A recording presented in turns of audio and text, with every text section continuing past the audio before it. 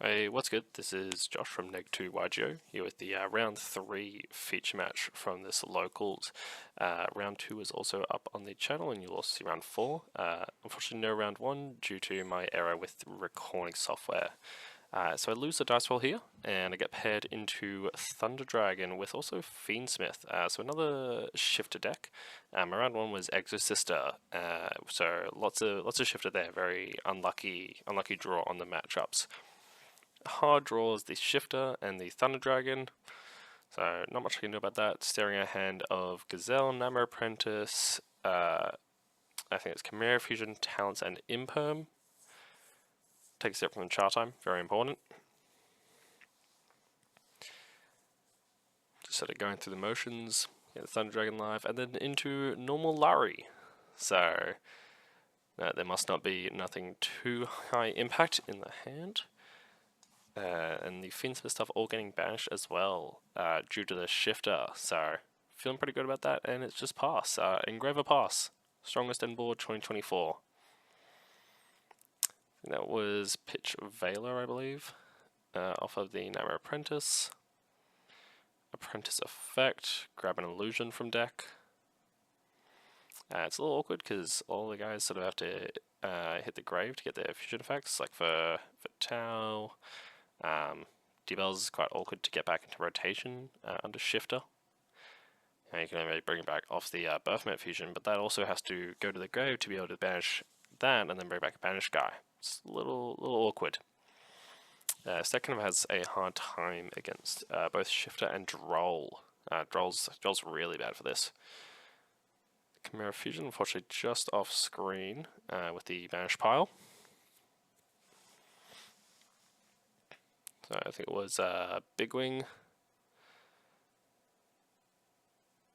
Just go for the Chimera the King effect here to end phase rip. Very risky choice. Benefit of hindsight, knowing that if I hit a raw or a dark here, that's gonna be really bad for me. Didn't realize the attack and defense issue. Had to make Beatrice in order to actually get over the engraver. Snap a Droll out of the hand on end phase. Probably one of the better potential options. Start off with just Beatrice for Diabells, and then using the Chimera to instantly get it online.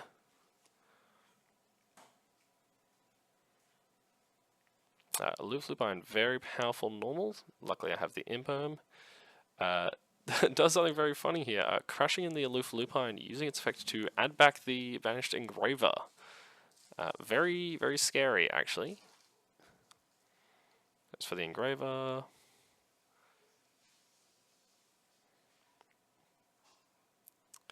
And then drops a Chaos Creator just out of nowhere.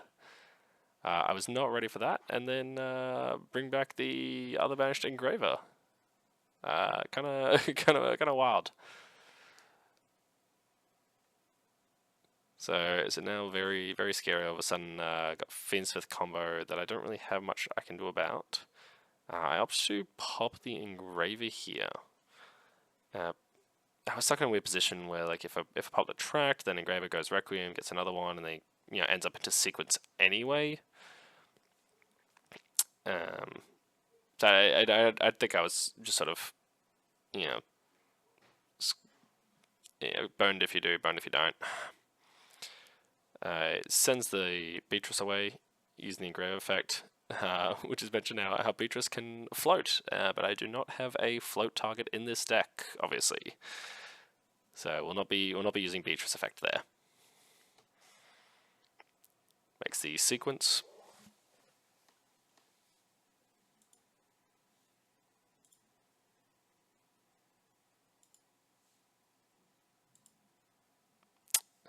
Makes the Lachma, bring back the other engraver.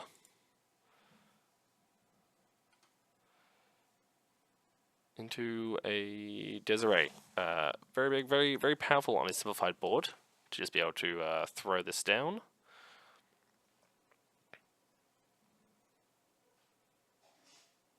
Very scary, just sort of joking about the Aloof Lupine play. so I have the talents here, and I'm just sort of trying to get the Desiree out. You know, see if Owen doesn't know that Mirror Sword Knight is a quick, but unfortunately does wait. Then when I go for the big wing, it gets Desiree. So just sort of trying to work out what my options are here. I was sort of thinking between, you know, if I go talents take, I can make Requiem. Then he just sends the big wing to grave, and because I'm not playing the Necro Equip in this list, I'm stuck in a weird position. Choose to draw, but the draw actually doesn't really help me either. You know, Codal Search, but I've already used my normal on these Sword Knights, not really anything else I can do. Now, the other draw was the Nightmare Apprentice. And at this point, because of the Big Wing effect, I am also locked into fusions, I believe.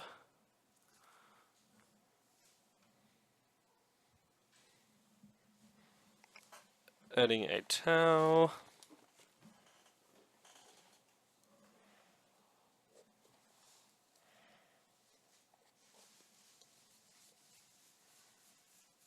Let me just double check the text of Big Wing.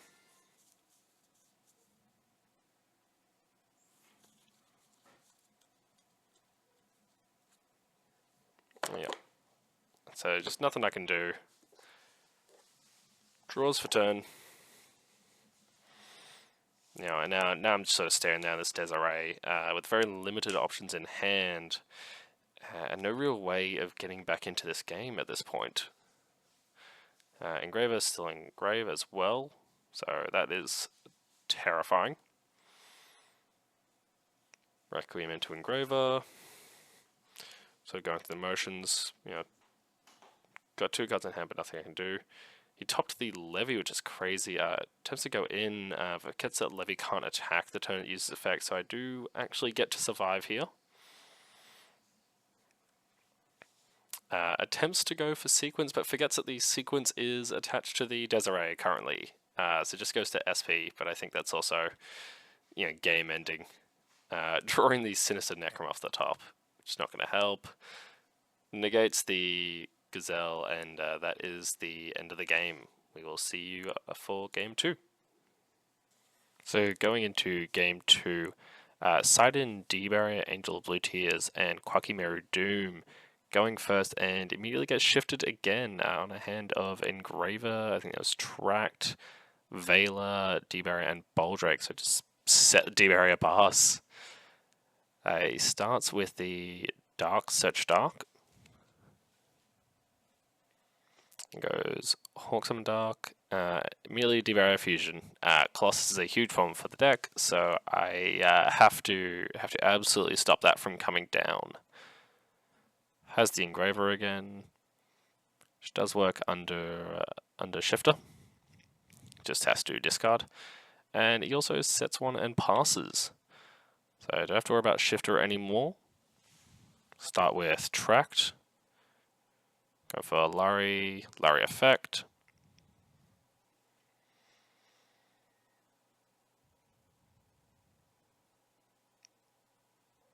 I'll work out what to do next. Yeah, doing this, yeah, I could potentially get ashed on the Requiem, but I feel like the ash would have come down first on the Tract, so go for it. Using the Tract, and he chains his own D-Barrier. D-Barrier going second. Powerful move. And I go, okay, well, Tract is now banished, so that resource is gone. Trying to work out if I want to hit over the Dark and let him get Search. Sort of inclined to leave it on board, so then just use Search effect on his turn. And that's what I end up choosing to do. Start the Tract, have the Ash for it. Boldrake, chain my own Boldrake. Really just the right combination of cards. Very lucky in that. Tribute summon the Boldrake over the Dark, which will then get the Search effect. A little concerning because that means that with the Hawk and actually get the Colossus online here. Summons it out.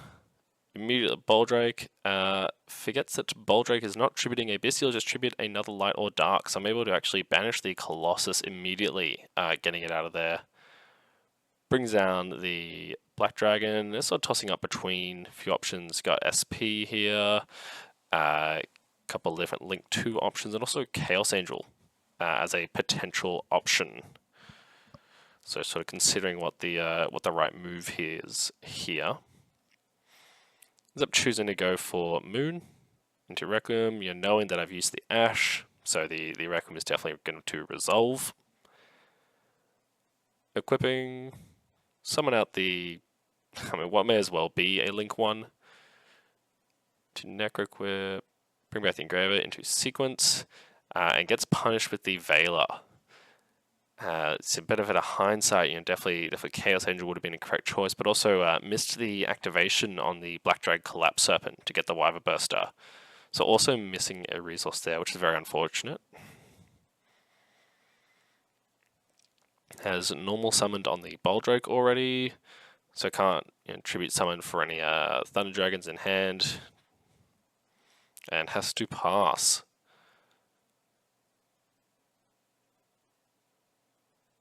Immediately fires the Dark Moon draw phase. No one card in hand. And here I'm just able to do my own combo and finish out the game.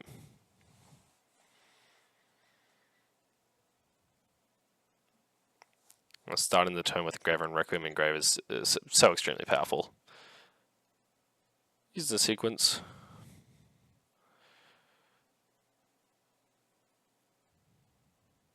Talking about a Monopoly game that apparently has crimes in it. Cheating is almost encouraged. He's talking about how one time when the rest of the group set up to go get something, he actually went to just rob everyone. Attempt to go for Baphomet, realize that I can't because Baphomet has to be different types, so go into the Aerial Eater. Aerial Eater send Bigwing. Drop a Magnamute, which will then also allow me to get Boldrake back in the end phase. Muckraker, summon out the Bigwing, which also puts the Engraver in grave for the follow-up turn. Aerial Eater effect, summoning itself. Doesn't normally come up in this deck, but there are times where you do want to use it, banishing Lacrima and Engraver in order to be able to summon it, or you can mash 2 Engravers. Using the Baphomet because I'm Fiend locked, I can't go for Chimera the King, and that is game 2. We'll see you in game 3. So starting off the game 3, my siding I went putting in the Chaos Hunter, putting the 3 Phantasme, putting in the 3 Droplet, and also putting the Veiler in as well. So it starts with Thunder Dragon. Very nice to see not starting with the Shifter. So very, very happy about that. We're looking at Ash, we're looking at Tract, Droplet, Gazelle. So not too worried about what could be coming down here. Opted to Ash the Chaos Space. Just figured the reads off that are crazy. So if that was Fiendsmith, thought I might have seen him by now, but here it comes. He's able to get another body on board. Go through Fiendsmith combo here. Plus, having the Dark on board as well means that there will be a Colossus in my future. Thankfully, the Droplet is able to deal with that. It's going to be a question of if there is any other way for him to get like a Desiree and stop that. I believe the last card in my hand here is a Nightmare Apprentice, but we will see. Has the Ptolemy package in the extra deck. Must be enough space to jam that in. Really helps smooth out some lines. Very fond of that card, but just struggling to find space for it in different decks. Lacrima into Engraver. And up there is a Wave High King as well. There is the Colossus.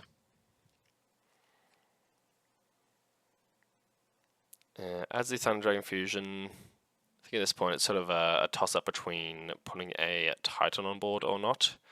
Last card in hand is just the vanilla Thunder Dragon, so it wouldn't really do a whole lot except just sort of be a sticky body. Opts not to, so I'm sort of looking at this board and going, okay, drew Chimera Fusion, just immediately droplet, let it rip.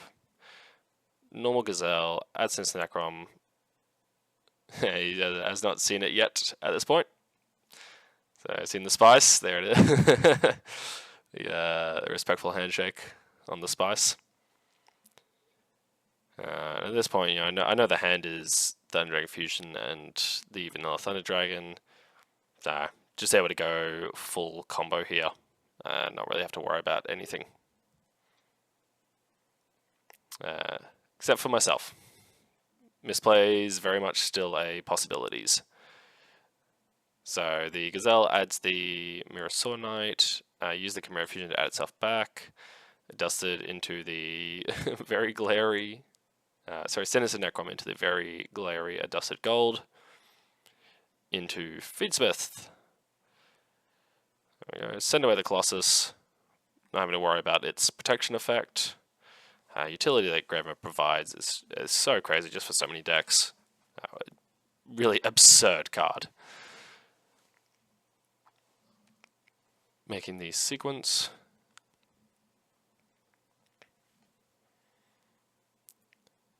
Sequence is just kind of crazy for this deck. It's not locked into Fiendsmith fusions. So you do have the option, obviously there is Aerial Eater, there is the Baphomet as well. The Baphomet fusion is a fiend. You can sort of grind for a long time using it.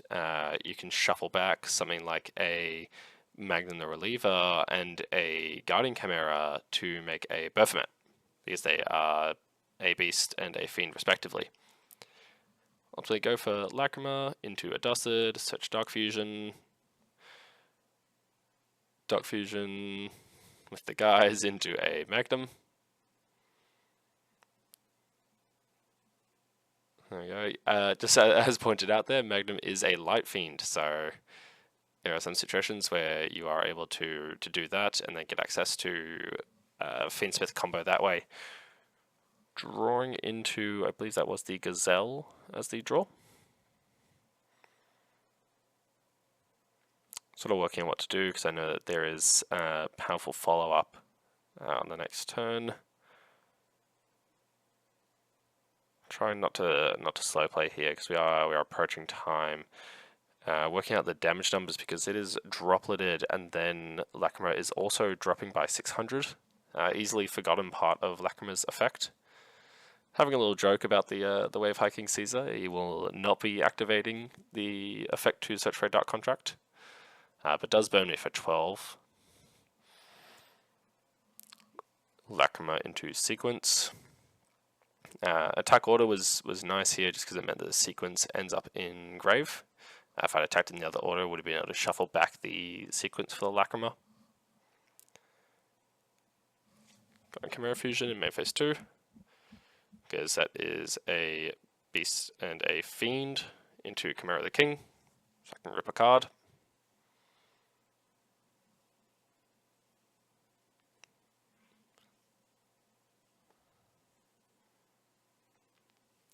Hit the Vanilla Thunder Dragon, which is nice, because then if I'd hit the Thunder Dragon Fusion, then it can go for a Roar and then add it back. Hitting the Vanilla Thunder is very nice there, and ultimately it's not able to do anything, especially given the time and the life point difference. That is a win for round 3.